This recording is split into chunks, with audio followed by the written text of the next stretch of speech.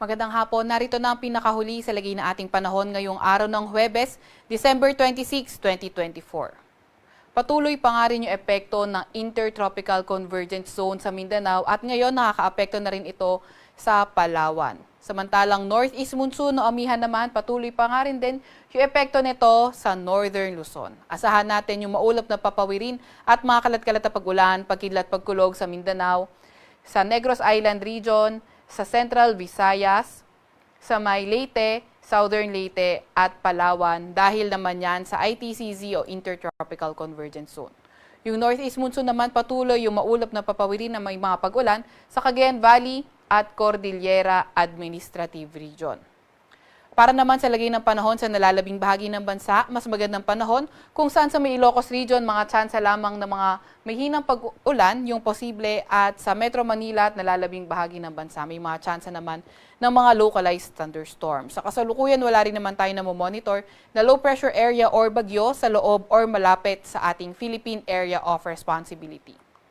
Para naman sa lagay ng ating panahon bukas, inaasahan nga natin na posible sa may extreme northern Luzon, pati na nga rin sa may Cordillera Administrative Region, epekto ng Northeast Monsoon, yung maulap na papawirin at may mga pag-ulan. Samantalang shear line naman magdadala ng mga paulan sa may silangang bahagi ng Cagayan Valley, more on sa nalalabing bahagi ng Cagayan Valley nga. So, dito naman sa may Bicol Region, asahan din natin na posible yung maulap na papawirin at mga kalat-kalat na pag-ulan, pagkidlat at pagkulog. Para naman sa lagay ng panahon sa Ilocos Region, posible rin naman partly cloudy to cloudy skies at may mga tsansa na may hinang pag-ulan at kabilang dito ang Metro Manila at sa nalalabing bahagi ng Luzon, posible yung mga tsansa ng mga localized thunderstorms. Also, yung Palawan by tomorrow, posible makaapekto yung ITCZ kaya posible rin maging maulan sa area nila. Agwat ang temperatura bukas sa Metro Manila ay 23 to 29 degrees Celsius, 16 to 24 degrees Celsius sa may Baguio at 22 to 27 degrees Celsius sa may Tagaytay. Agwat naman ang temperatura bukas sa Puerto Princesa at Calayan Islands ay 24 to 31 degrees Celsius. Para naman sa lagay ng panahon sa Visayas at Mindanao, by tomorrow, inaasahan na nga natin na sa Mindanao, pati na rin sa may Negros Island Region, Central Visayas, pati na rin sa Eastern Visayas, posible pa rin na magdala ng mga paulan ang Intertropical Convergence Zone o ITCZ. Sa nalalabing bahagi naman ng Visayas, partly cloudy to cloudy skies na may mga tsansa pa nga rin ng mga localized thunderstorms. Agwat ang temperatura bukas sa may Iloilo at Zamboanga ay 25 to 31 degrees Celsius. Sa Davao at Tacloban naman ay 24 to 31 degrees Celsius. 28 or 26 to 31 degrees Celsius sa Cebu at sa may Cagayan de Oro ay 26 to 31 degrees Celsius. Meron din naman tayong nilalabas na weather advisory kung saan bukas or ngayon hanggang bukas ng hapon, posible yung katamtaman hanggang sa malalakas na mga pag-ulan sa Isabela, Apayao at Cagayan. Etong mga areas na to caused by shear line. Samantalang posible rin naman yung katamtaman hanggang sa malalakas na mga pag-ulan sa Dinagat Islands, sa may Surigao del Norte, Surigao del Sur, Davao Oriental, South Cotabato, Davao Oriental, Sultan Kudarat, Sarangani or Davao Occidental, Basilan, Sulu at Tawi-Tawi. Kapag moderate to heavy yung mga pag-ulan, posible yung mga flooding sa mga low-lying areas, sa mga urbanized at near rivers at landslides sa mga highly susceptible areas posible. Bukas naman ng hapon hanggang Sunday ng hapon, meron tayong inaasahang heavy to intense na mga pag-ulan dito sa may Cagayan. Kapag heavy to intense yung mga pag-ulan, numerous flooding events likely sa mga area na urbanized, low-lying or near rivers at landslide likely to in moderate to highly susceptible area. So asahan nga natin sa may Isabela naman at Apayao, moderate to heavy na mga pag-ulan. Ito naman ay dahil sa shear line.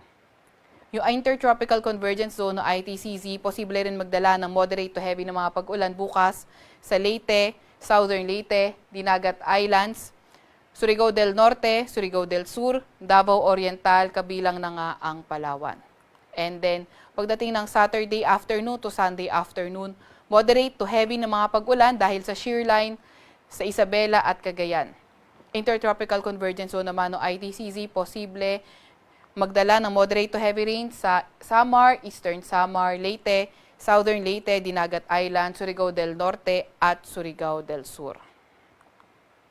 Wala pa rin naman tayong nakataas na gale warning sa kahit na anong dagat baybayin ng ating bansa, pero pinag-iingat pa nga rin natin yung mga papalaot sa Northern Luzon at silangang bahagi ng ating bansa dahil posible yung katamtaman hanggang sa maalong karagatan. Para naman sa 3-day weather outlook ng mga pangunahing syudad natin, inaasahan natin by Saturday and Sunday sa Metro Manila, may mga tsansa lamang tayo na may hinang pag-ulan, pero pagdating ng Monday, posible na yung mga tsansa ng mga localized thunderstorms. Sa Baguio City naman, Saturday and Sunday, cloudy skies na may mga pag-ulan, pero pagdating ng Monday, may mga tsansa naman na may hinang pag-ulan. At sa Legazpi, Saturday, Sunday, maulan at may mga tsansa ng mga kalat-kalat na pag-ulan, pagkidlat, pagkulog, pero pagdating ng Monday, improving weather condition naman na tayo. Sa Metro Manila, agwat ng temperatura ay 23 to 31 degrees Celsius sa susunod na 3 araw. Sa Baguio City naman ay 16 to 24 degrees Celsius at sa Legazpi City ay 24 to 32 degrees Celsius. Sa mga pangunahing syudad naman sa may Bisaya, sa may Metro Cebu, Iloilo City at Tacloban City, asahan natin yung mga tsansa naman ng mga localized thunderstorms. Pinakamataas sa temperatura sa Metro Cebu ay 32 degrees Celsius, 32 degrees Celsius din sa Iloilo City at 32 degrees Celsius sa may Tacloban City. Sa mga pangunahing syudad naman sa may Mindanao area, Metro Davao, asahan natin patuloy pa rin na magiging maulan hanggang Lunes. Sa may Cagayan de Oro, Saturday, maulan. Gayon din naman sa may Zamboanga City, pero pagdating ng Linggo, magsisimula na yung pag-improve ng weather sa mga lugar na iyan. Sa Metro Davao, pinakamataas sa temperatura ay 32 degrees Celsius. 25 to 32 degrees Celsius sa may Cagayan de Oro City at 25 to 33 degrees Celsius sa may Zamboanga City. Sa Kalakhang, Maynila, ang araw ay lulubog ng 5:35 ng hapon at sisikat ng 6:09 ng umaga or 6:19 ng umaga. Huwag magpapahuli sa update ng Pag-asa. I-follow at like ang aming X at Facebook account, DOST_Pag-asa. Mag-subscribe sa aming YouTube channel,